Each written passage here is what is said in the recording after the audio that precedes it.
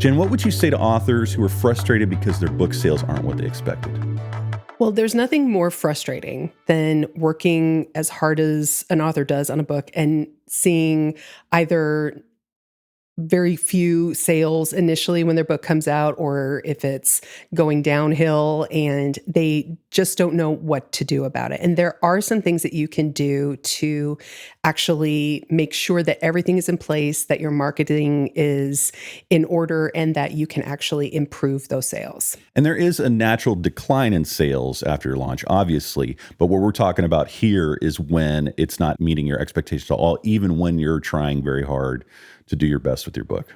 It is very frustrating, especially when we've put that much effort into making sure that it's professionally edited, that we've had trusted feedback from others who are reading our book and giving us constructive criticism and helping us make the best book possible. Mm-hmm. So when we actually put it out into the world and we think, oh, I'm going to get huge sales out of this. And then when we don't see it, we take it personally and we think, oh, my book is awful, or this book is doomed, when it's actually not. We just might need to make some adjustments in our marketing strategy. And so what I hear you saying is that there's a lot more to the book's success than the quality of the book itself.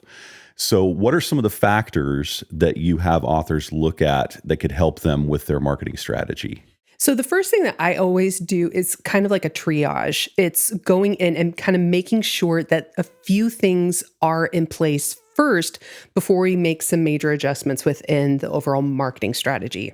So the first thing that I always do is I look at their book cover, making sure that their book cover looks the best that it can be, that the title is very easy to read, that it matches within its genre, that it's not something that's completely out of left field. Yes, you can always be creative and you want to make sure that your book stands out, but you also want to make sure that it feels similar or in the same vein as other books within your genre. It's not going to be off-putting to readers when they see it next to the other books on the shelf. Exactly. And there's an example of an author that I worked with who had a lovely book cover, but the title was very small and it was in a kind of a weird cursive kind of font. It looked cool, but even if you were to scroll through the Amazon feed, can you actually see the title? Does your book stand out? Does the title, I hate to use the word pop, but does it pop? Yeah, does it stand out? And so it's looking at how it lands on the Amazon page. And that's something that we don't obviously think about when we're thinking about the actual cover.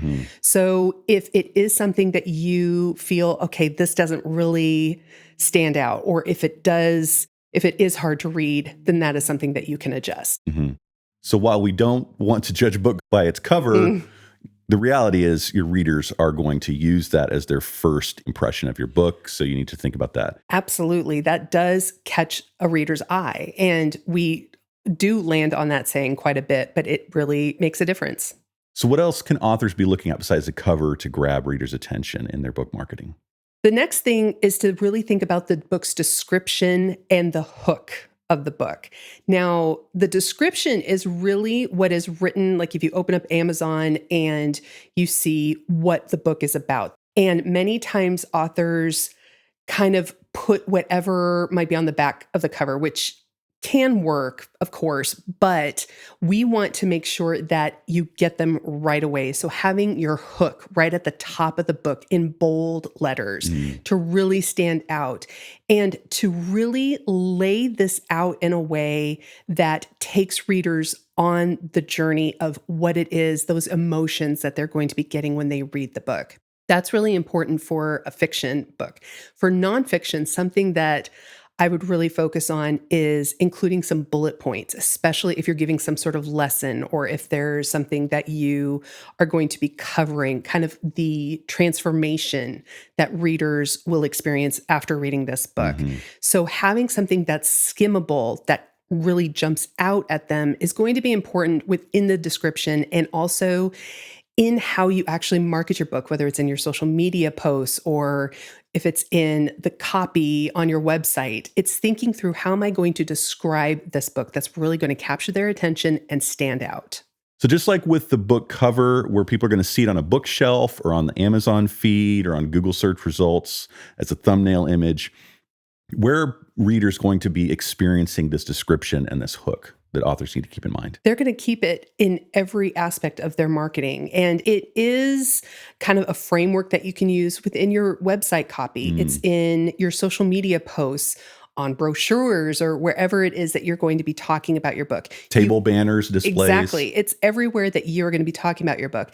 And it doesn't mean that you have to use that complete phrase or that description exactly everywhere. It's a foundation of how you're going to be communicating about your book. You can rework it and kind of reorganize it a bit here and there, but it's really going to be that description that is going to draw people in and show them why your book is exactly what they've been looking for. And so as authors are coming up with the wording to include in their description, their hook, they have to be considering who they're trying to get the attention of, right? Absolutely. And it comes back to something that I hound over and over and over again is, do you know who your ideal reader is? Yeah.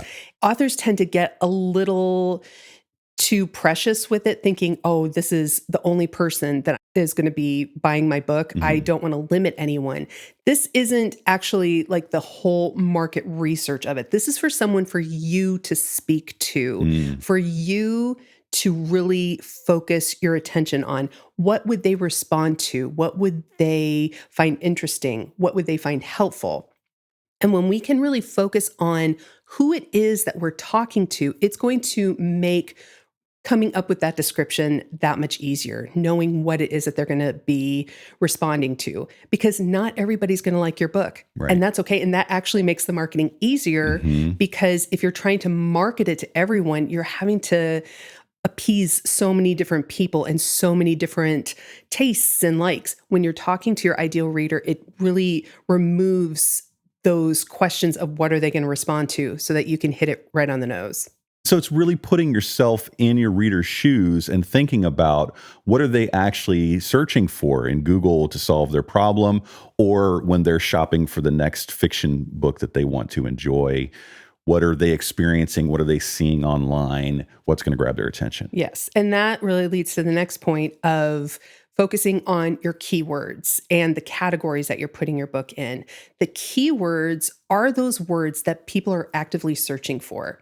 So if they are looking for a book on anxiety, you would use words like anxiety, like feelings, like all of these different emotions that people are actively searching for help with.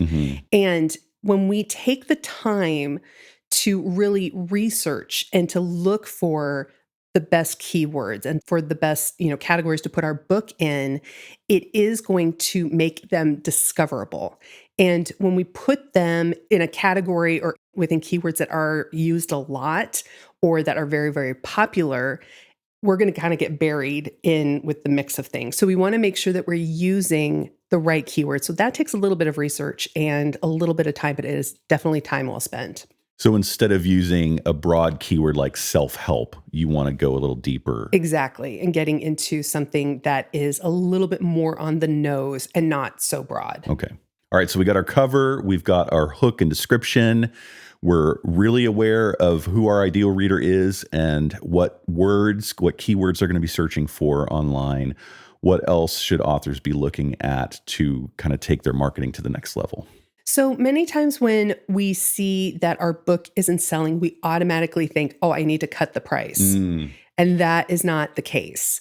Looking at what books within your genre are priced at and pricing them competitively is going to be key. There are many readers who think, oh, if this book is free all the time, is it good?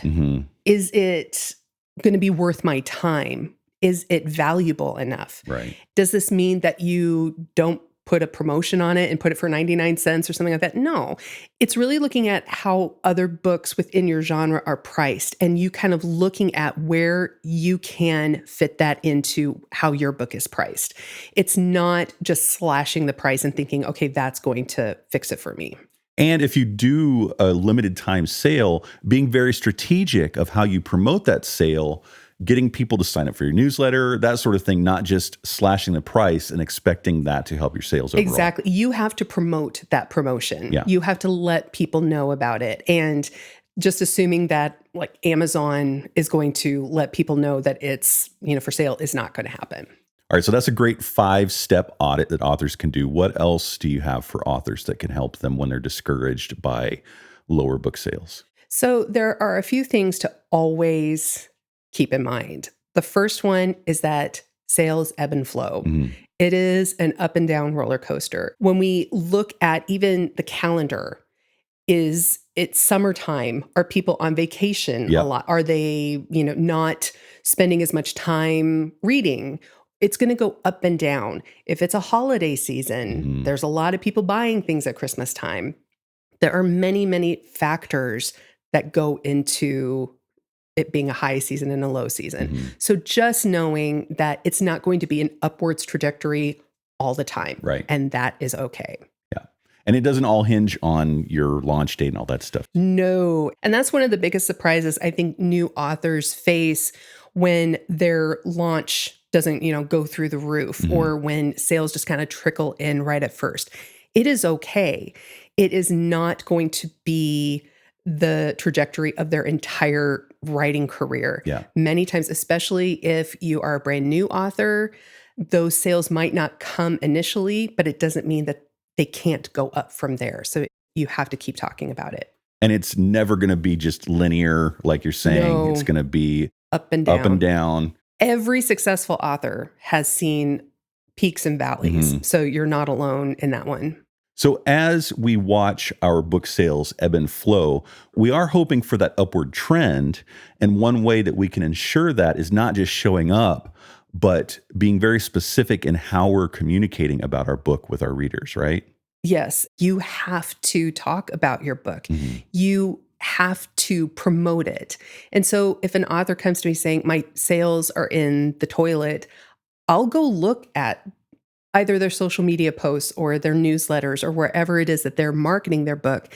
And if they have not talked about their book, or if they haven't had a call to action for readers to go check out my book on my sales page or go to Amazon and, check out my latest book or anything really driving them to the actual sale, you aren't selling because you aren't telling people about it. So that is honestly one of the biggest reasons why I see so many authors not selling books is because they're just actively not promoting it. And a big piece of pushback that I get from authors is, well, those posts, when I promote my book, they don't get as many likes or as many views. Gotcha.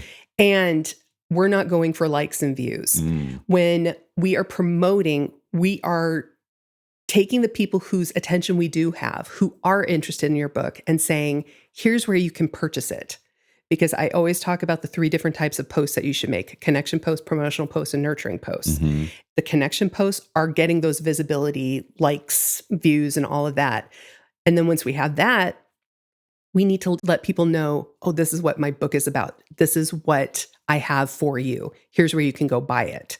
And then finally, one thing that we talked about last time is the fact that there's no one silver bullet in our book marketing that's going to just immediately make a change. That this is a long game and it's going to take time. Yes. The authors that I see the most success with have that long-term vision. They're focusing not just on the release, around those 3 months of the release, they are thinking about how this is going to impact not only this book, but future sales of their future books. And like you say, this is a learning experience. And so I see a lot of authors not just get frustrated by the book sales themselves, but frustrated by the amount of energy and expense that they're putting into their marketing. But the return on value can be that learning experience when you're looking at the long game and that extended vision for your overall career as an author, not just that one book. Exactly. And it is thinking about it more as a career. This isn't just selling a single book. This is laying the foundation for your entire career.